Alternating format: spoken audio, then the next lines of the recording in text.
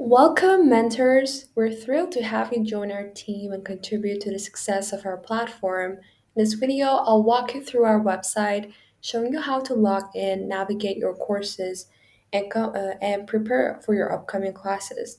We'll also explore the Scratch web interface so you can get comfortable with its feature and functions. By the end of this video, you'll be well equipped to guide your students and make the most out of our educational tools. Let's get started. So, this is the platform that you're going to work with. You are going to have your own account that you will be able to watch the videos and work on those exercises to be prepared before classes. This is the address to the platform. It will be specified for your school, and you have to go to this part and click on login. Then you will have a username and password you have to enter it every time to get into your dashboard. And for now, I log in with a teacher. And when I log in with this kind of username, I have enough access as a teacher. So I can have access to the students' exercises and all the videos are open for me to watch, which is different for students. So, for example, you're going to start teaching Scratch 1 to the students. These are all the available courses on our platform. But for example, you are the mentor for Scratch 1. So you go to My Courses and you can see the courses that you're going to work on, which for now is Scratch 1, Scratch 2, and Scratch 3. So for watching the videos and getting prepared before the classes, you have to click on the Scratch 1, and then you can see these phases. Each of these phases has their own videos, and they will walk you through and tell you step by step what to do and how to do the exercises using Scratch. And basically, you just have to click on each of them. I know it's saying restricted, but it's not actually restricted for the teachers. You can click on it, and you can actually go to the Scratch concert and watch the video.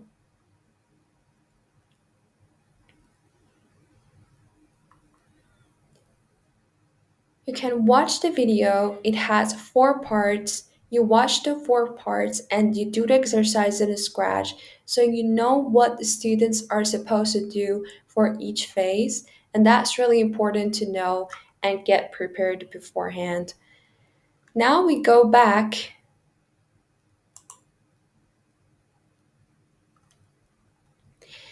and we have other parts such as upload your project, which we will come back and check that out as well. But you can see that you have these options such as participants, grades, reports, badges, and you can check those out and we will come back and discuss them as well. So now we're going to discuss the Scratch platform, which the students have to actually work on and do their exercises on Scratch. And you can just go to this address, scratch.mit.edu. You don't really need to sign up for this platform. You can just click on create and start working with it, and you and students can see other students who have uploaded their exercises here all around the world. And then for now, I want to show the inside of Scratch to you. You click on create or you click on start creating, and then you will have the tools and blocks to work with. There is a tutorial here that you can watch. It discusses how you can move the blocks and how the platform generally works. And the important part is that you have this part which says file. And when you click on file, you have new, load from your computer, or save to your computer. When your exercise is done and you want to save it to your computer, and then you want to upload it on Codiska platform, so you click on save to your computer, then it will be saved in your download, actually, part of your computer, which will be here, which you can see it here. And if you wanted to load the same exercise, you click on load from your computer and you choose that file on your computer. For example, this.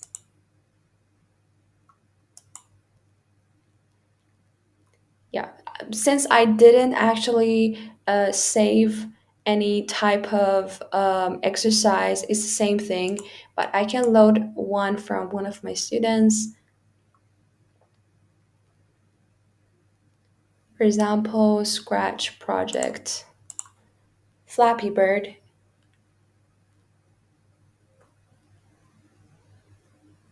You can see the project, and this is really important because when you want to grade the students exercises, you have to load and download their exercises on the Codiska platform and load it on Scratch to check their codes and see if it's competent, if it's good enough, if you have to write something and make some changes or explain to them in the feedback section that they have to make some changes. So just remember how to work with these two.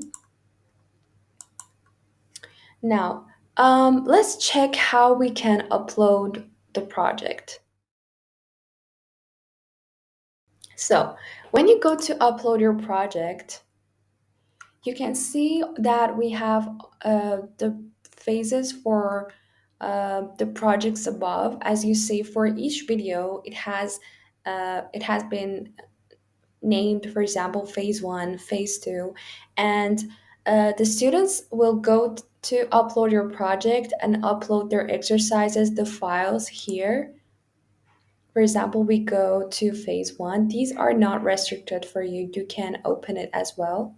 You have this button that says view all submissions, which you can view all the submissions that other students have submitted and you want to check and grade it. So for example, students submitted something here which will says submitted, and you click on grade. And when you click on grade, you can see if they have uploaded, there will be the file of their exercise right here. You click on a file and you can download the file, and then you can write a feedback comment and also say that if it's competent or not yet competent and they have to work on it more.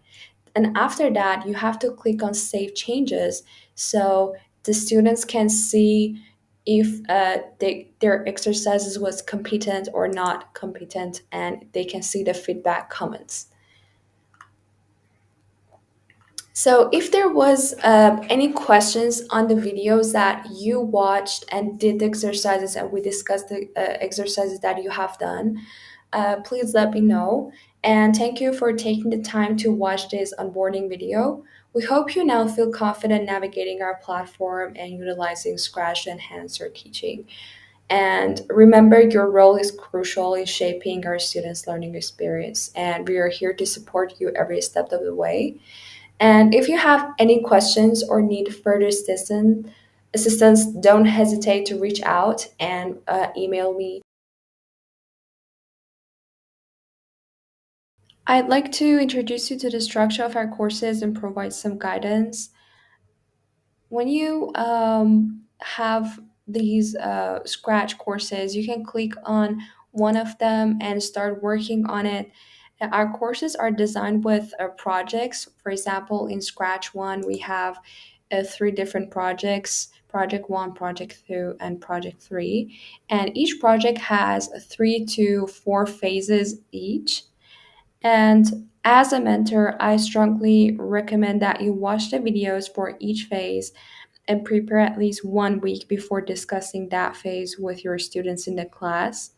And this preparation is crucial because When students begin coding, they will need to discuss their work and verify their codes with you. So they will have many questions, and it's essential to be well prepared to provide them with the best support possible.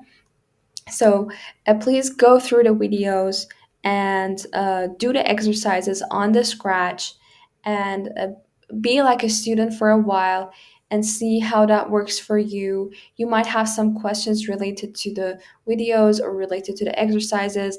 I'm here to help. And you don't need to know how to code beforehand. By watching the videos, you fully understand the concepts, and additionally, completing the exercises on Scratch will help you grasp the context and everything related to the course. It's not difficult, but it's really necessary for ensuring the efficiency and effectiveness of our teaching process. So please work on it and be prepared before classes.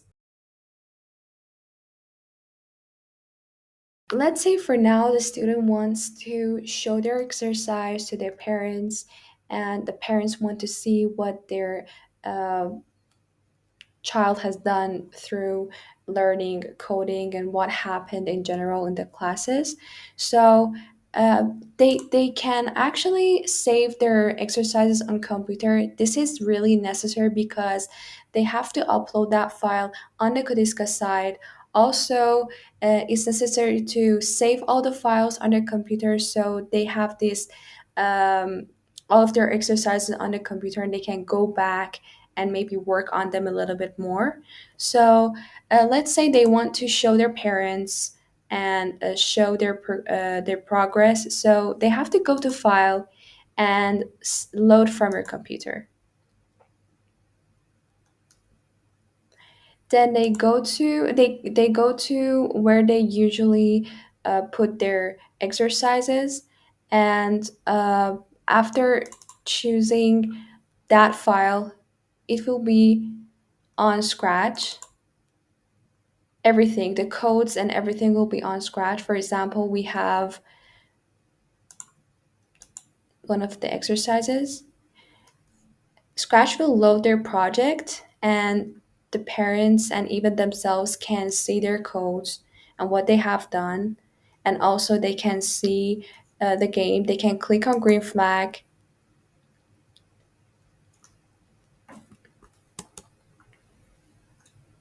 and stuff.